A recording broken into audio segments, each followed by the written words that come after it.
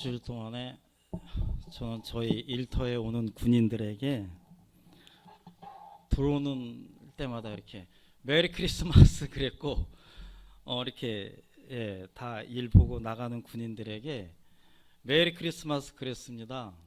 요즘 하도 이 메리 크리스마스 말을 듣기 어려워서 솔직히 좀 하고 싶었고 좀 반응이 어떤가 한번 봤는데요. 제가 놀라웠습니다. 다들 뭐 저보다도 더 큰 목소리로 메리 크리스마스 이렇게 인사를 해주고 나가더라고요. 제가 너무 행복했습니다. 너무너무 좋았고, 우리 여기서 한번 해볼까요?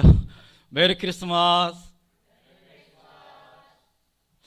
조금 마음에는 안 들지만 어쨌든 너무너무 좋습니다. 그렇잖아요. 제가 전에도 한번 말씀드렸던 것 같은데 내 아버지 생일 때 사실 뭐 누가 알아요. 아무도 모르잖아요. 그저 우리 가족하고 친지들, 친구들만 알겠죠. 근데 가족이 먼저 축하해 줘야 되잖아요. 그렇잖아요. 내 아버지의 생신인데 내 핏줄인 내 가족이 먼저 막 들떠가지고 기분 좋고, 응? 왜 저희가 뭐 지난주에 선물 교환하고 오늘 또 이렇게 모여서 예배드리고 그 왜 그래요? 여러분 나중에 부모 되면 다 아시잖아요. 그저 그냥 나이 들어서 우리 여기 우리 로아니 할머니도 오신 것 같은데 그렇잖아요. 그 이게 손자 또 자녀들이 이렇게 둥그렇게 앉아서 뭐 먹고 즐기고 그렇게 보면 행복하시잖아요. 그 행복하시다고. 똑같아요. 예수님이 딱 보시고 이거 나를 믿는 이들이 모여서 이렇게 같이 맛있는 밥도 먹고 서로 싸우지 않고 서로 이렇게 덕담도 나누고 그 얼마나 좋습니까? 우리가 먼저 기뻐하고 우리가 먼저 즐거워하는 그런 성탄절이 되었으면 좋겠습니다. 우리가 만날 예수라고 하는 책이 있습니다. 그 책에 나오는 내용인데요. 여러분 잘 아시는 그 생직대베리의 그 어린 왕자라는 책에 나오는 유명한 이야기입니다. 어린 왕자가 여우에게 질문을 하죠. 세상에서 가장 어려운 일이 뭔지 아니? 여러분 뭐 같아요? 세상에서 가장 어려운 게 무엇인지 아니? 이렇게 질문을 받자 여우가 대답을 합니다. 글쎄요, 돈 버는 거 아니면 뭐 먹고 사는 거? 이 대답에 어린 왕자가 이렇게 대답을 하죠. 세상에서 가장 어려운 일은 사람의 마음을 얻는 거란다.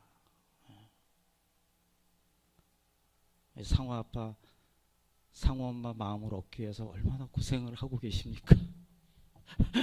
피나는 우리 남자들, 저는 아직도 못 얻었습니다. 어저께도 잔소리 듣고, 이렇게 어렵더라고요. 그렇게 어렵게 마음을 얻어서 결혼을 했구만. 이게 유지하기가 너무 어렵더라고요. 이 사람의 마음을 얻는 거 정말 어렵습니다. 하나님이 뭐가 아쉬워요? 우리 하나님이 그저 너 잘했어? 그래 너네 칭찬하마. 너 못했어? 회초리를 들면 그만이에요. 제가 하나님이라면. 근데 우리 하나님은 그게 아니시더라고요. 하나님은 어떻게 해서든 저와 여러분의 마음을 얻고 싶어 하세요. 그런데 이놈의 죄 때문에 우리의 마음이 자꾸 하나님하고 등을 지고 하나님을 안 보려고 하고 하나님을 어떻게든 멀리 하려고 했습니다. 그게 구약의 이야기입니다. 이 구약의 이 두꺼운 성경책의 이야기는 하나님은 끊임없이 우리들에게 노크를 하시고 문 좀 열어다오. 내가 좀 네 마음에 들어가고 싶다. 그래서 내가 얼마나 사랑하는지 내가 너한테 좀 이렇게 전해주고 싶다고 그래서 끊임없이 노크를 하셨는데 이놈의 인간들은 끊임없이 문을 안 열어줘요. 그래서 하나님이 이렇게도 해보시고 선지자들을 보내서 너 말 안 들으면 혼나 막 야단도 쳐보시고 다윗과 같은 성군을 통해서 막 나라도 부흥케 한번 해보시고 별의별 방법을 다 쓰셨는데 그래도 이 사람들이 마음을 열지를 않는 거예요.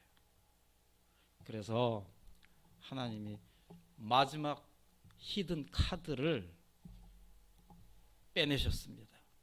그게 누구예요? 예수 그리스도입니다. 그래서 예수님을 이 땅에 보내십니다. 왜요? 우리들의 마음을 얻고 싶어서. 당신의 마음을 우리들에게 전해주고 싶어서. 내가 가장 사랑하는 독생자 아들을 내가 이 땅에 보내마. 그러면 너희들은 이 예수님을 믿으면 내가 너희들을 천국으로 데리고 와서 영원히 행복하게 살게 해주마 하면서 예수님을 이 땅에 보내셨습니다. 그것이 크리스마스요 성탄절입니다. 자, 그러면 오늘 본문 말씀을 잘 보면 예수님이 이 땅에 도대체 어떻게 오셨는가 이 사실을 잘 볼 수 있는데요. 18절 말씀을 보면 이렇게 나와 있습니다. 우리 같이 한번 읽어볼까요? 예수 그리스도의 나심은 이러하니라. 그의 어머니 마리아가 요셉과 약혼하고 동거하기 전에 성령으로 잉태된 것이 나타났더니. 여기 보면 먼저 예수님의 족보가 나오네요. 그죠? 어머니가 누구예요? 마리아. 아버지가 누구예요? 요셉. 근데 말씀을 잘 보니까 약혼했다. 그리고 또 동거하기 전에. 여러분 이 말씀은 이 말씀을 믿으면 크리스찬이고 이 말씀을 믿지 않는다거나 이 말씀에 자꾸 내 옷을 입히면 그건 이단이 되는 겁니다. 굉장히 역사적으로 이 한 구절은 이게 이단이냐 아니냐를 구분하는 말씀이죠. 왜냐하면 지금까지도 예수님 탄생하기 2018년 동안에 가장 큰 논쟁거리는 예수님의 십자가와 부활을 믿느냐, 예수님의 탄생을 믿느냐, 이 두 가지입니다. 이걸 믿으면 그거는 크리스찬이요 구원받은 자이고, 이것을 자꾸 고개를 갸우뚱하고 믿지를 못하면 죄송합니다만 그분은 아직 크리스찬이고, 더 죄송합니다만 내가 죽고 나서 천국 갈지 지옥 갈지를 아직 확신을 못하는 사람입니다. 굉장히 중요한데요. 약혼했다. 예수님 이 땅에 태어나실 때 이스라엘 땅에 태어나셨다라는 것을 잊으시면 안 됩니다. 그럼 왜 이스라엘이냐? 하나님 마음입니다. 그걸 무슨 피조물이 하나님 창조주에게 따지면 안 돼요. 그거는 그냥 일방적인 창조주 하나님의 선택입니다. 이스라엘 땅을 선택하셨고 그 땅에서 예수님이 탄생하셨는데요. 놀라운 사실은 이스라엘 민족만이 갖고 있는 결혼 풍습이 있습니다. 우리 미국은 한국은 보통 어떻게 하죠? 이렇게 내가 이제 누구랑 결혼하기로 했으면 결혼식을 바로 하는 경우도 있는데 예전에는 약혼이라는 걸 했습니다. 그렇죠? 약혼을 하고 얼마 안 있다가 결혼식을 했는데요. 이스라엘에는 이렇게 아이가 보통 13살이 되면 성인식을 합니다. 그러면 이제 그 양가 부모님들이 점을 찍어놔요. 아, 내 저 친구를 사위로 삼고 싶다. 저 친구를 며느리로 삼고 싶다. 그래서 둘이 약혼식을 하게 합니다. 그리고 나서 같이 동거하는 게 아니라, 결혼하는 게 아니라 약 1년 정도를 각자 집에서 삽니다. 남편은 남편 집에서, 아내는 아내 집에서 각자 1년 정도를 살고, 그러다가 1년 정도 지나면 신랑이 아내를 데리러 옵니다. 이제 결혼하려고. 그래서 여러분 나중에 사복음서 보면은 곳곳에 신랑 대신 예수님, 뭐 신랑에 대한 비유가 많은 이유가 거기 있는 거예요. 신랑이 언제 올지 모르니까 신부는 불을 밝히고 나 여기 있어요 이래야 되는데, 뭐 신랑이 왔는데 신부가 막 자기 얼굴을 비춰주는 기름도 없고 뭐 그러면은 신랑이 신부를 못 찾잖아요. 그러니까 그런 비유들이 나오는 이유가 바로 이 이스라엘 결혼 풍습인데요. 그 약혼을 하고 결혼을 하기 한 1년 그 톰에, 그러니까 동거하지도 않는 톰에 바로 이 마리아가 임신을 한 거예요. 그 타이밍에. 우리 여기 여성분들이 참 많은데 생각해 보세요. 내가 이제 얼마 있으면 신랑이 오는데 내가 배가 불러오면 어떻게 되는 거예요, 이게요? 그래서 결혼도 하지 않은 처녀가, 마리아가 그래요. 누가복음에는 나는 사내를 알지 못합니다. 그런데 어찌 왜 내 배가 불러옵니까? 그게 무슨 뜻이에요? 나는 약혼은 했어요. 이제 결혼을 하려고 해요. 근데 그 전에 벌써 내가 배가 불러오는 거죠. 그래서 마리아가 당황을 합니다. 누가복음에 보면 깜짝 놀래요. 이게 도대체 무슨 일이지? 왜냐하면 그때 당시에 처녀가 임신을 하면 돌에 맞아서 죽어야 합니다. 그때 당시에는. 그러니 생각해보면 이거는 그냥 그 자리에서 변명도 못하. 어떻게 해요? 처녀가 임신을 했으니 돌에 맞아서 죽는 거죠. 마리아가 덜덜덜 떨면서 나는 사내를 모르는데 어떻게 이런 일이 일어납니까? 이렇게 했을 때 가브리엘 천사가 마리아에게 나타납니다. 그래서 마리아야, 걱정하지 마라. 하나님이 너의 몸을 통해서 온 인류를 구원할 예수님을 너의 배를 통해서 낳게 하신단다. 남자를 알지 못하지만 성령님께서 너의 몸을 빌어서 잉태하게 하신단다. 그 말을 마리아가 들었어요. 여러분 중요합니다. 자, 들었어요. 뭐 귀가 있으니까 들어요. 어떻게 반응을 해야 돼요? 두 가지입니다. 논리적이고 이성적이고 똑똑한 사람이라면 그런 거짓말이 어디 있습니까? 과학적으로 말도 안 됩니다라고 하고 그 천사의 말을 밀어낼 것입니다. 놀라운 건요, 마리아가 이렇게 말씀하죠. 이렇게 고백을 합니다. 주의 뜻이 오니 제가 받아들이겠습니다. 이렇게 이야기합니다. 아마 성경책에는 많은 고백들이 나오는데요, 신학자들에 의하면 이 마리아의 고백을 탑으로 인정을 하죠. 내가 주의 말씀이 내 안에 이루어지는 줄로 믿습니다. 자, 이 소식을 예수님의 아버지 요셉도 듣습니다. 근데 생각해 보세요. 여러분들이 이제 결혼 다 하셨잖아요. 근데 아내가 결혼하려고 했는데 결혼도 하기 이 여자랑 내가 잠자리도 안 했는데 임신을 했다는 소식을 들어요. 그럼 어떻게 할까요? 어? 당장 없었던 일이 되는 거죠. 파혼을 해야죠. 그 요셉이 알았어요. 아, 이 여자가 임신을 했다는 소문이 돌면 이 여자는 돌에 맞아 죽겠구나. 그래서 나팔 불지 않고 소문 내지 않고 그냥 조용히 끊으려고 했어요. 그냥 우리 없었던 일로 합시다. 그랬더니 또 요셉의 잠자는 꿈에 천사가 나타납니다.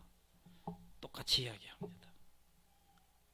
마리아가 임신한 아이는 온 인류를 구원할 예수님입니다.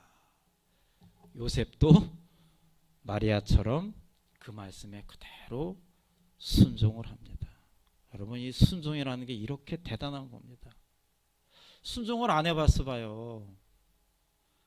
예수님 이 땅에 태어나지 않았어 봐요. 이제 단도직입적으로 질문하겠습니다. 예수님 이 땅에 마리아와 요셉이 자꾸 거부하고 순종을 안 해서 태어나지 않았다. 우리 어떻게 천국 가요? 어떻게 죄를 해결해요? 통일교 갈 거예요? 문선명 믿을 거예요? 네? 저한테 가르쳐 주세요.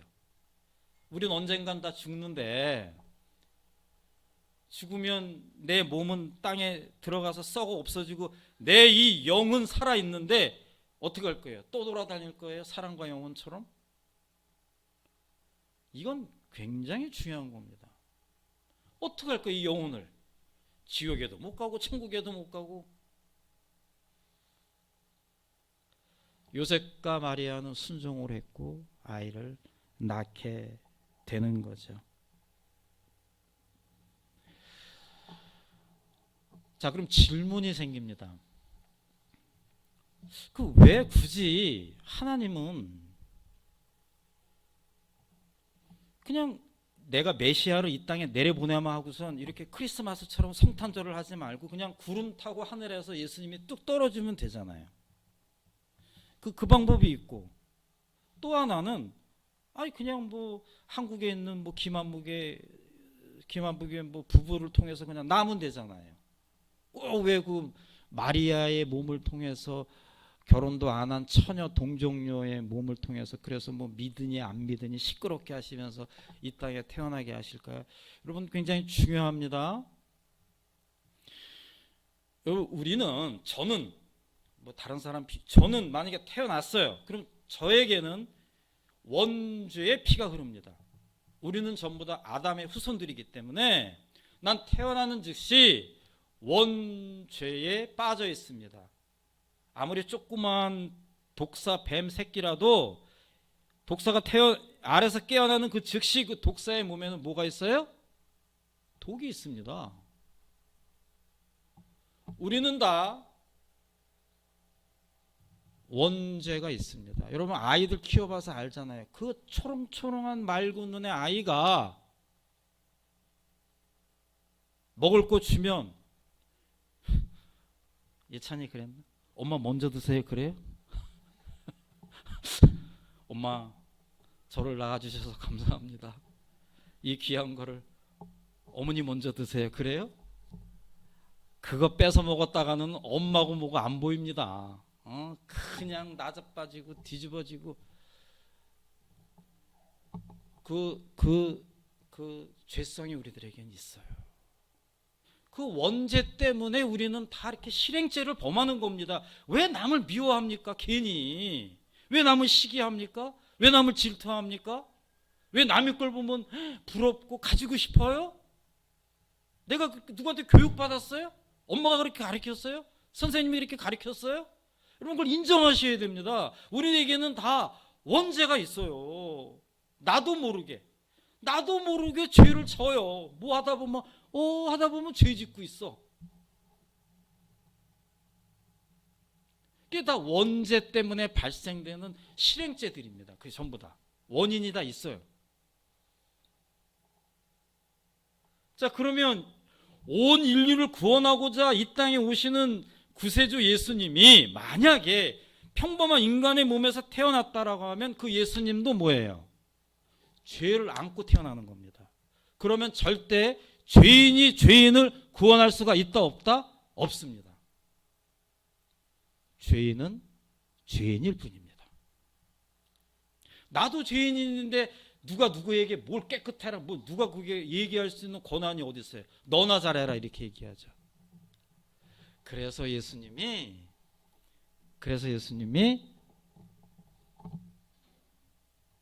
깨끗한 몸을 통해서, 처녀의 몸을 통해서 임신을 한 것입니다. 그래서 태어난 거예요. 그래서 온 인류에 태어난 모든 아기 중에 예수님만이 유일하게 죄성이 없이 인간의 몸을 태어났다. 자, 두 번째는 그럼 왜 굳이 그렇게 하늘에서 구름 타고 내려오시지 왜 그렇게 태어났냐?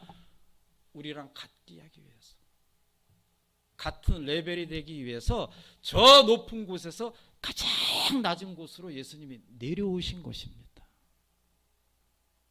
저기는 넘사벽, 도저히 가까이 갈 수 없는 분이야 라는 게 아니라 나와 같은 분.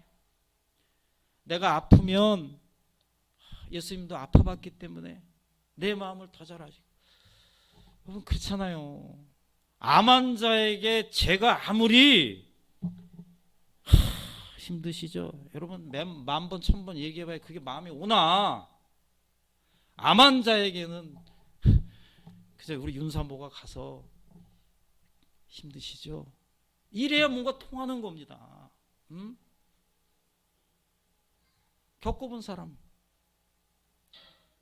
우리 예수님은 어린 시절을 보냈고 육신의 몸으로 아파도 보았고 배도 고파 보았고 실패도 해 보았고 배신도 당해 보았고 상처도 받았고 그 모든 것들을 하나님이시면서 우리와 똑같이 받았기 때문에 우리는 어떻게 해요? 힘들고 어려우면 예수님 제 마음이 아파요 이랬을 때 예수님이 그래 내가 다 안다. 이 뭔가 좀 마음과 마음이 통하는 거죠. 그래서 예수님은 그 몸을 통해서 이 땅에 오신 것입니다. 여러분, 그 예수님은 이 땅에 오신 목적은 단 하나, 우리의 죄를 해결하기 위해서 오셨다. 영광스러운 높은 보좌에서 내가 너 마음에 내가 들어가고 싶다. 내가 너와 하나가 되고 싶다. 내가 너의 마음을 계속 두드린다. 그래서 나는 가장 낮은 그 마구간에 태어나서 너와 같이 산다. 그래서 우리 예수님이 오늘 본문 말씀 끝부분에 보면 나는 임마누엘이다 이렇게 말씀하세요. 임마누엘이라고 하는 것은 내가 너와 항상 함께 있느니라.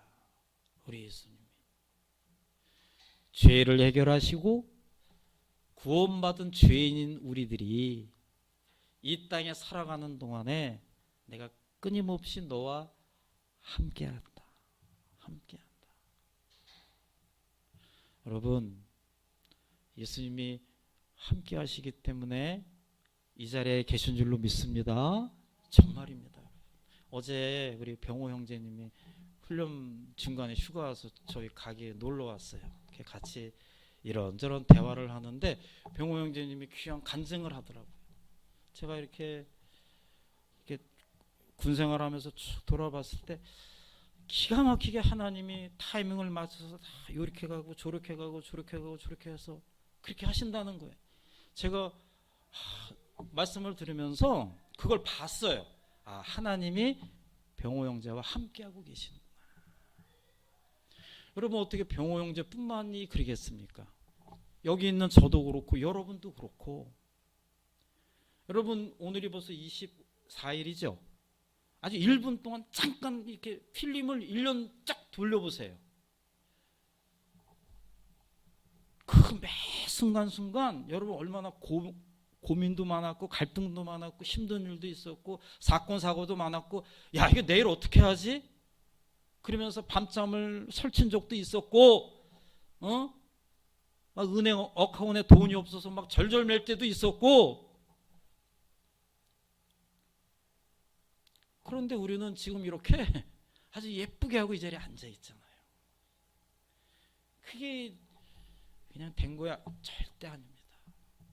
임마누엘의 하나님, 그 임마누엘의 예수님이 여러분과 함께 하셨고 그래서 이제 여러분 이렇게 있는 것이고 그러면 지금까지 함께 하신 그 예수님이 앞으로도 우리와 함께 하실 것이고 그래서 우리가 또 내년 성탄절 때도 올해 못지않게 더 좋은 모습으로 여기서 보니까 다들 그냥 천사 천군 같아요.